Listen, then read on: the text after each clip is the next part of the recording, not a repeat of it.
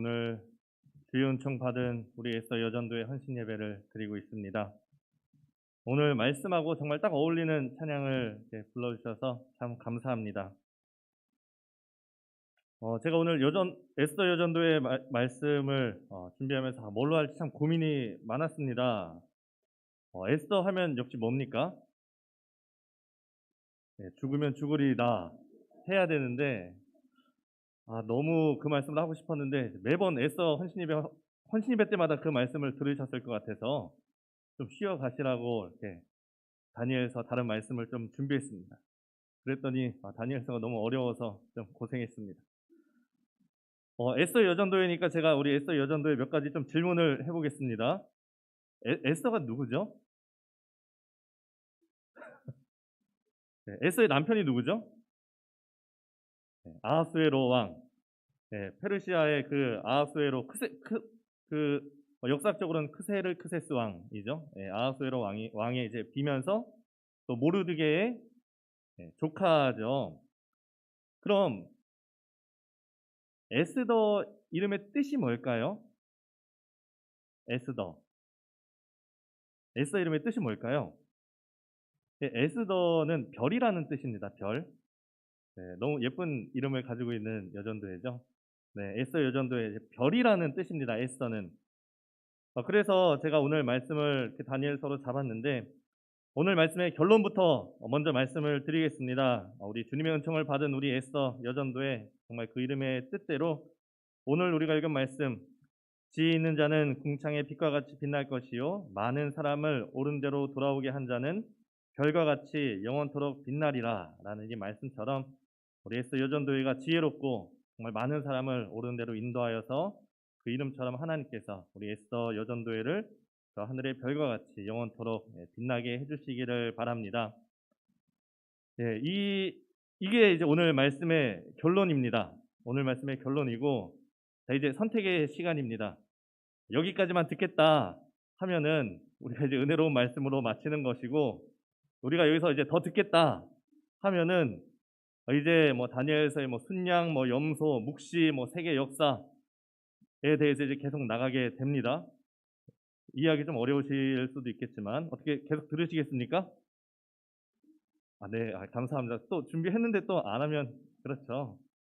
뭐 너무 어렵다고 생각되시면은 그냥 잠깐 눈을 감고 뜨시면 결론 말씀이 다시 또 될 겁니다. 네, 또 될 거니까 너무 걱정하지 않으셔도 됩니다. 오늘 우리가 이 다니엘서를 읽었는데 다니엘서는 총 12장까지 있고 크게 두 부분으로 나뉘어 있습니다.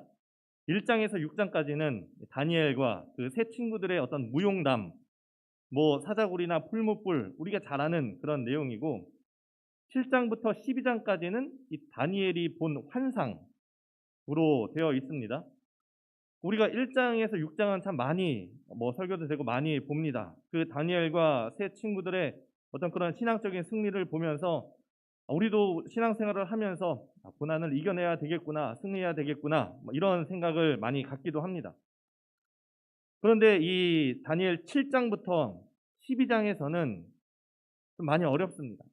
이 악한 세력에 맞서는 어떤 성도들의 저항이 나오고 그게 승리하지를 못합니다. 패배하고 쇠락하고 어떤 극한 고난을 경험을 하기도 합니다. 우리가 앞부분은 많이 설교도 되고 잘 아는데 뒷부분은 좀 낯설기도 합니다. 그만큼 내용이 어렵고 또 힘든 내용이기도 하고 또 묵시이기도 하기 때문입니다. 그럼에도 이렇게 분위기가 앞부분과 뒷부분이 분위기가 다름에도 불구하고 이 다니엘서가 얘기하고자 하는 건 한 가지입니다. 잘 들어보십시오. 하나님의 나라가 이 땅에 세워질 때까지 언제든 어디서든 나타날 수 있는 의로운 성도들의 자발적 고난과 순교의 이야기라는 것입니다. 앞에 승리했던 다니엘의 이야기도 세 친구의 이야기도 그렇고 뒤에 나오는 환상의 이야기도 그 하나님의 나라가 올 때까지 그 의로운 성도들의 자발적인 그런 고난과 순교의 이야기가 이 다니엘서에 나타나 있는 겁니다. 그것이 때로는 승리할 때도 있지만 혹은 또는 대부분의 경우 패배와 고난으로 이어지기도 합니다. 묵시 문학에 대해서 잠깐 말씀을 드리면 벌써 어려워졌나요? 이제 시작인데. 묵시문학. 여러분 묵시문학이 뭡니까? 우리가 보통 다니엘서와 또 신약에는 뭐가 있죠? 요한계시록을 우리가 묵시문학이라고 이렇게 부릅니다. 묵시문학 하면은 뭐 대부분 상징들이 많이 나오죠. 뭐 용이 나오고 뿔이 나오고 뭐 이런 것들에서부터 시작해서 어떤 환상들 또 막 예언들 이런 것들이 생각날 겁니다. 그러다 보니까 어떤 이상한 해석이나 또는 뭐 이단들이 이 묵시서를 잘 활용하기도 합니다. 그렇게 우리가 이 묵시서를 좀 이해를 잘 해야 합니다. 그러니까 제가 이 다니엘서를 오늘 준비하면서 어려웠던 게 이 묵시서는 묵상만 해서는 어렵습니다. 묵상하면서 공부를 해야 됩니다. 이것이 무엇을 나타내는가 공부를 해야 돼서 열심히 공부하고 또 잘 이해시키기 위해서 준비를 했는데 어떤 이런 묵시서의 뭐 상징이나 또는 뭐 예언이나 이런 거 말고 또 다른 특징 한 가지가 있다면 뭐 종말론적 세계관이라는 겁니다. 아마 납득을 하실 겁니다. 보통 묵시문학은 종말론적 세계관에서 나타납니다. 우리가 살다 보면 힘든 일을 많이 겪습니다. 많이 겪는데 때로는 뭐 그것이 작은 일이라면 그냥 우리가 그것을 잘 이겨내기도 합니다. 그런데 세상이 점점 더 악해지고 또 우리의 삶에 힘든 일이 점점 더 많아지면 예언자들, 선지자들이 나타나기 시작합니다. 선지자들이 나타나서 하나님의 말씀을 대언하고 예언서가, 선지서가 쓰이게 됩니다. 그래서 우리가 예언서를 읽어보면 예언서가 하는 얘기는 대부분 이렇습니다. 뭐 악한 왕들이나 악한 세상에서 어떤 그런 잘못들, 악한 왕들의 잘못을 지적하고 회개할 것을 촉구합니다. 예언서가 그렇게 얘기를 하고 죄에서 돌아서고 회개해라 이런 내용이죠.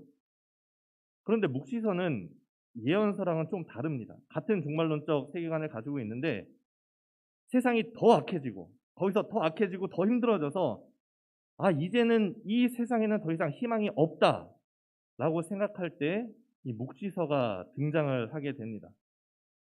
이 역사는 이제 더 이상 희망이 없어서 종말을 맞고 아예 새로운 새 시대를 기대하는 것이 묵시라는 겁니다. 뭐 조금 쉽게 설명을 드리면 뭐 고려 시대에 악한 왕이 있는데 예언서를 통해서 뭐 왕이 회개를 하거나 아니면 왕이 바뀐다면 묵시서는 아예 고려가 망하고 조선이 들어서는 그때 생겨나는 것이 묵시서라고 이해를 하시면 되는 겁니다. 그러니 지금 다니엘이 이 7장에서 12장을 쓸 때 분위기가 어떻겠습니까? 희망을 바랄 수 없는 암흑기라는 거죠. 정말 어려운 고난의 시대를 살고 있다는 겁니다. 오늘 우리가 이 12장을 읽으면서 제가 3절을 말씀드렸습니다. 지혜 있는 자는 궁창의 빛과 같이 빛날 것이요 많은 사람을 옳은 대로 돌아오게 한 자는 별과 같이 영원토록 빛나리라. 이 은혜로운 말씀이 사실은 정말 절망적인 상황 속에서 선포되는 말씀이라는 것입니다. 12장 1절에서 그 상황이 어떤가에 대해서 설명을 합니다. 12장 1절에 이렇게 나옵니다. 그때 내 민족을 호위하는 큰 군주 미가엘이 일어날 것이요 또 환난이 있으리니 이는 개국 이래로 그때까지 없던 환난일 것입니다. 다니엘이 지금 이 말하는 배경이 어떻습니까? 환난이 있는데 지금까지는 겪어보지 못한 그런 환난이 온다는 것이죠. 그런 환난 중에서 정말 어떻게 할 수 없는 그 절망 속에 환난 속에서 이 사람들에게 마지막 남은 희망이 뭘까요? 어떻게 해도 이것을 바꿀 수 없고 고칠 수 없는 그 환난 속에서 마지막 희망 계속되는 말씀을 보겠습니다. 그때 내 백성 중에 책에 기록된 모든 자가 구원을 받을 것이라 땅의 티끌 가운데서 자는 자 중에서 많은 사람이 깨어나 영생을 받는 자도 있겠고 수치를 당하여 영원히 부끄러움을 당할 자도 있을 것입니다. 그 땅의 티끌 가운데서 자는 자 중에서 사람들이 많이 일어난다. 뭘 얘기하는 겁니까? 부활을 얘기하는 것이죠. 그 어려운 시대를 살아가는 사람들이 정말 그 고통 속에 살아가는 사람들이 정말 절망 속에서 어떻게 할 수 없고 변화시킬 수 없는 그 사람들의 마지막 남은 희망이 뭐냐? 부활이라는 겁니다. 부활. 이제 이 세상에서는 아무런 희망도 없습니다. 우리에게 남은 것은 고난이고 죽음. 그러니 그 이후에 우리가 가져야 될 소망은 부활뿐이라는 겁니다. 그런 의미에서 이 3절을 읽어보면 좀 느낌이 새롭습니다. 지혜 있는 자는 궁창의 빛과 같이 빛날 것이요 많은 사람을 옳은 대로 돌아오게 한 자는 별과 같이 영원토록 빛나리라. 부활을 이야기하고 이 말씀을 한 거죠. 여러분 혹시 그 전래동화에서 그 이야기 아시나요? 그 호랑이한테 쫓기다가 하늘에 해와 달이 된 그 오누이 전래동화 아십니까? 네, 갑자기 이 말씀 분위기가 해와 달이 된 오누이 분위기가 된 거죠. 이 힘든 세상의 고통 속에서 어떻게 보면은 죽어서 저 하늘의 별이 되었다. 약간 이제 그렇게도 다가올 수 있는 느낌인 것이죠. 도대체 다니엘이 그 본 환상이 어떤 환난이길래 무슨 일이 있기에 정말 이 부활밖에는 소망이 없을까? 무엇이 이스라엘 백성으로 하여금 유대인들로 하여금 모든 희망이 사라지고 그 부활만이 그들의 소망이 되게 하였을까? 12장 그 1절에 그때라고 시작되는데 도대체 그때 무슨 일이 있었던 것일까? 이 중심에 있었던 것이 역사 이야기가 나오면 이제 좀 더 어려워질 수 있겠습니다만 우리가 소위 말하는 중간기, 그 말라기 이후부터 마태복음 사이에 있는 그 중간기에 불리는 이 그리스 시대죠. 이 그리스 시대의 왕 중에 한 명인 그 안티오코스 에피파네스 4세라는 왕이 있습니다. 이 안티오코스 에피파네스 4세가 이 모든 이야기의 중심에 있습니다. 그러니까 다니엘이 이 묵시를 쓴 것보다는 몇백 년 뒤에 나타나는 일인 거죠. 이 다니엘이 환상에서 이 안티오코스 에피파네스 4세가 작은 뿔로 등장을 합니다. 작은 뿔. 8장 9절에 보면 그 중에 한 뿔에서 또 작은 뿔 하나가 나서 이 작은 뿔이 안티오코스 에피파네스 4세고 이 작은 뿔이 하는 일이 뭐냐? 11절에 보면 또 스스로 높아져서 군대의 주제를 대적하며 그에게 매일 드리는 제사를 없애버렸고 그의 성소를 헐었으며 이 안티오코스 에피파네스 4세가 제사를 없애고 성소를 헐고 유대인들한테 말도 안 되는 그런 수많은 일들을 이제 행하게 됩니다. 우리가 이 안티오코스 에피파네스 4세를 알려면 좀 더 어려운 역사를 알아야 되는데 다니엘의 환상 속에서 이 모든 것들이 다 나옵니다. 먼저 뭐 몇 가지만 보면 8장 3절에 보면 순양이 등장을 합니다. 순양. 환상 속에서 보는 거죠. 내가 눈을 들어 본즉 강가에 두 뿔 가진 순양이 섰는데 이 순양이 있는데 그 순양을 그것을 당할 짐승이 하나도 없고 그 손에서 구할 자가 없으므로 그것이 원하는 대로 행하고 강하여졌더라. 굉장히 강한 순양이 누가 어떻게 할 수 없는 순양이 등장을 한 거죠. 어떻게 할 수 없다고 생각을 했는데 이번에는 순염소가 또 등장을 합니다. 환상 속에서 5절 말씀입니다.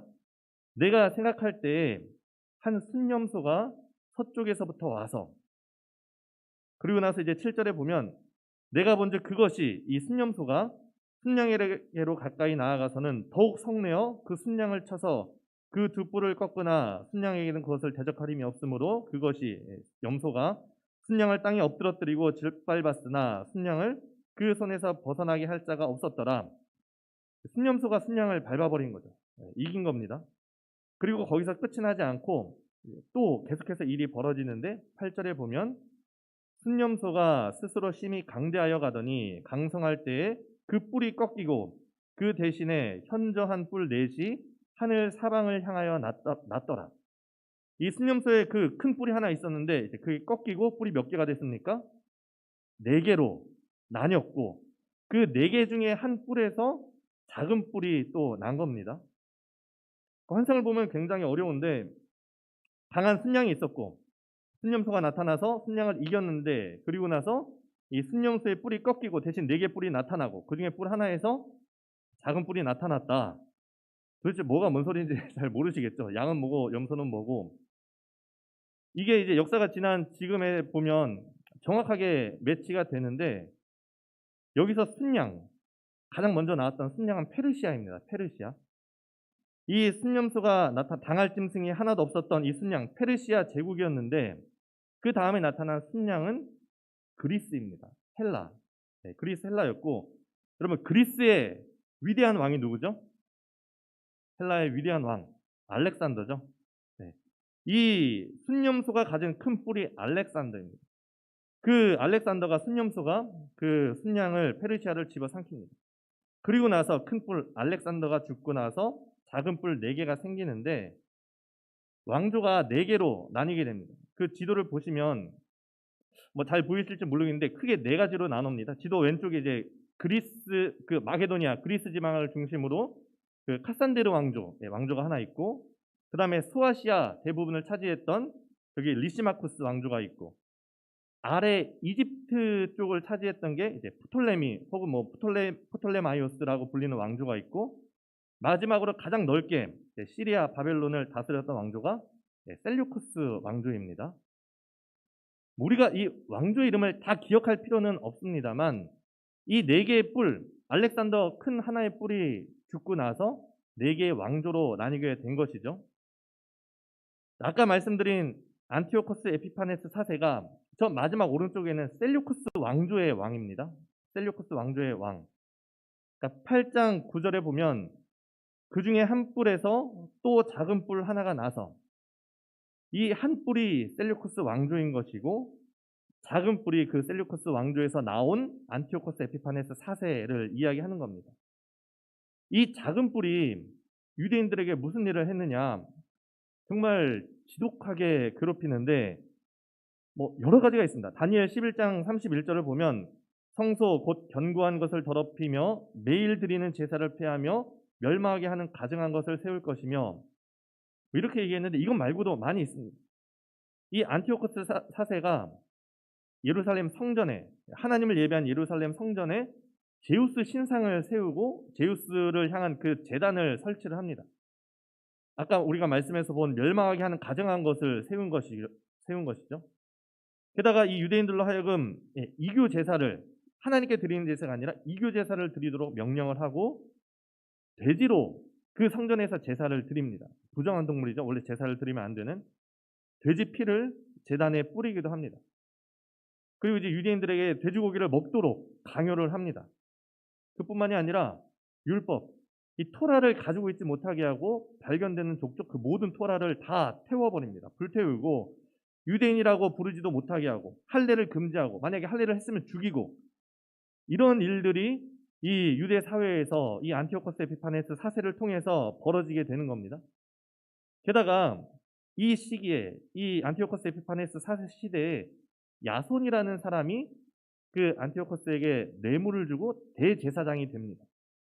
대제사장은 원래 누구만 되는 겁니까?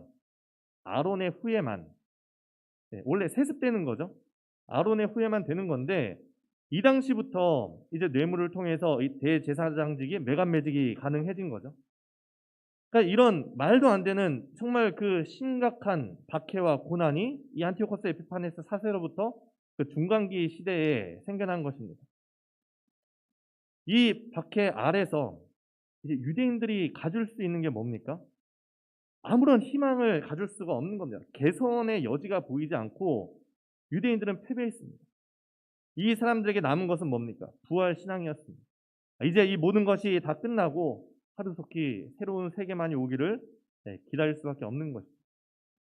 그러니 다니엘서는 사실 이 안티오코스 에피파네스 4세라는 분명한 역사적인 배경을 가지고 있는 것입니다.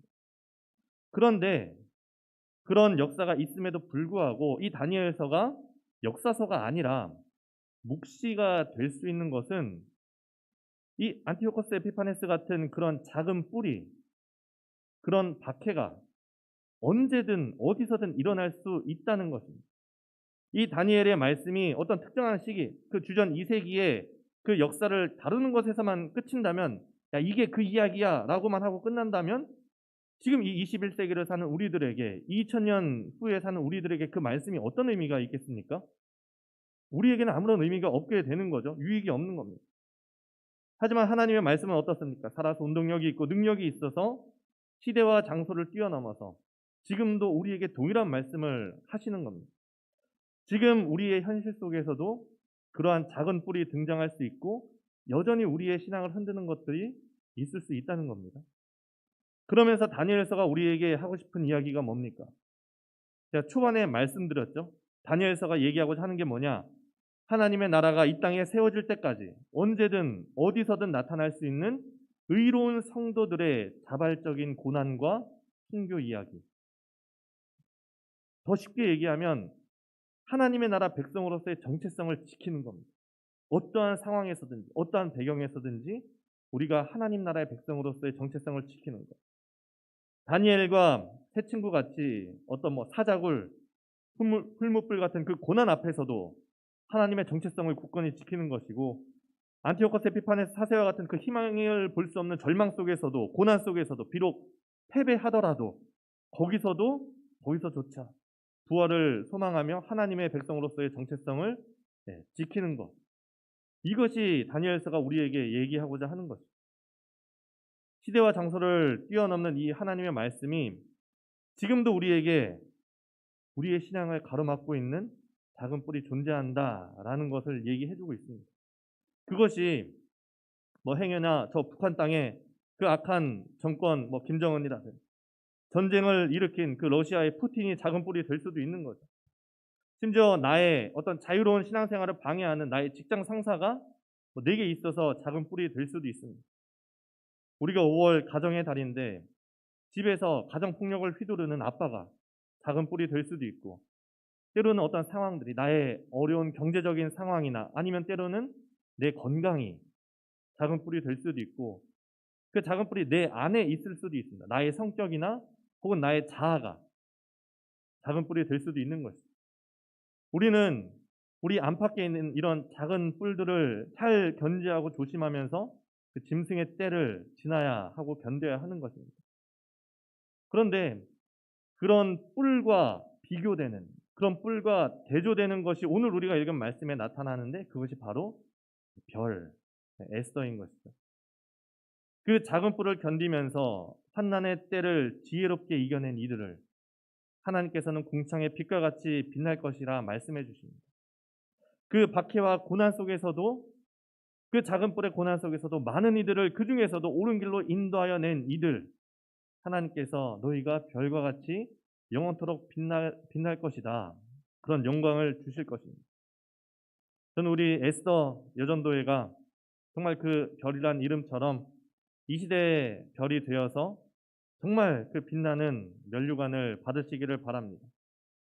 지금 시대에 참 여러 가지 작은 뿔들 속에서 우리 에스더 여전도회가 다니엘과 같은 지혜로, 또 예수님과 같은 사랑으로, 또 이 교회의 어머니와 같은 그 마음으로 많은 사람들, 우리 많은 성도들을 옳은 대로 인도하여서 하나님 나라에서 별과 같이 빛나는 우리 에스더 여전도회가 되시기를 바랍니다.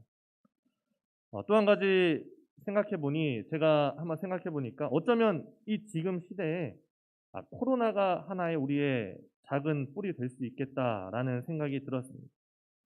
교회는 모이기에 힘쓰고 우리가 함께 모여서 기도하고 떡을 떼고 교제해야 하는데 모이지 못하게 만들고, 합심해서 기도하지 못하게 만들고, 함께 식사하지 못하게 만들고, 이 우리의 신앙을 방해하는 작은 뿔이 될 수 있는 것입니다.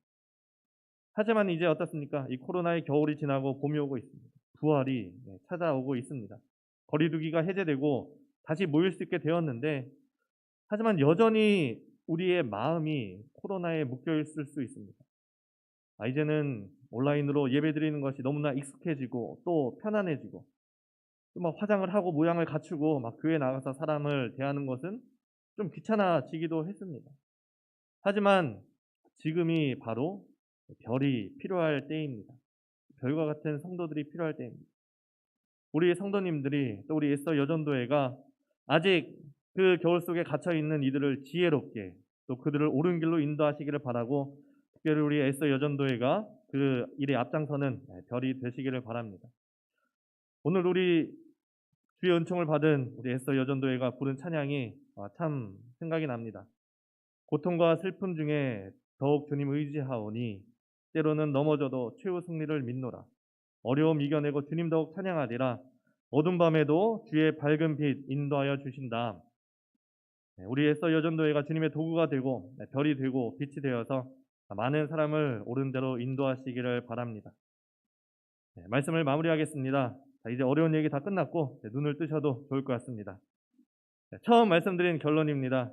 지혜 있는 자는 궁창의 빛과 같이 빛날 것이요 많은 사람을 옳은 대로 돌아오게 한 자는 별과 같이 영원토록 빛나리라 라는 말씀처럼 우리 에서 여전도회가 지혜롭고 많은 사람을 옳은 곳으로 인도하여서 그 이름처럼 하나님께서 우리 에서 여전도회를 저 하늘의 별과 같이 영원토록 빛나게 해주시기를 바라고, 그 은혜가 우리 모든 성도들에게도 함께 있기를 간절히 바랍니다. 기도하겠습니다. 거룩하신 하나님, 이 시간 헌신을 다짐하며 에서 여전도회 헌신 예배를 드립니다. 정말 그 이름과 같이 우리 에스더 여전도회가 주님 앞에 별이 되고 빛이 되어서 많은 사람을 주님 앞에 옳은 길로 인도하는 우리 에스더 여전도회가 될 수 있기를 바라고, 하나님 우리가 정말 이 작은 뿔, 우리의 신앙을 방해하고 박해하는 그 작은 뿔들 속에서 우리가 정말 지혜롭게 하시고, 하나님 우리가 거기서 그치는 것이 아니라 이제는 우리가 빛과 별이 되어서 더 많은 사람들을 옳은 대로 돌아오게 하는 우리 모든 상일의 성도들이 빛과 별이 될 수 있도록 인도하여 주옵소서. 감사드리며 거룩하신 예수님의 이름으로 기도합니다.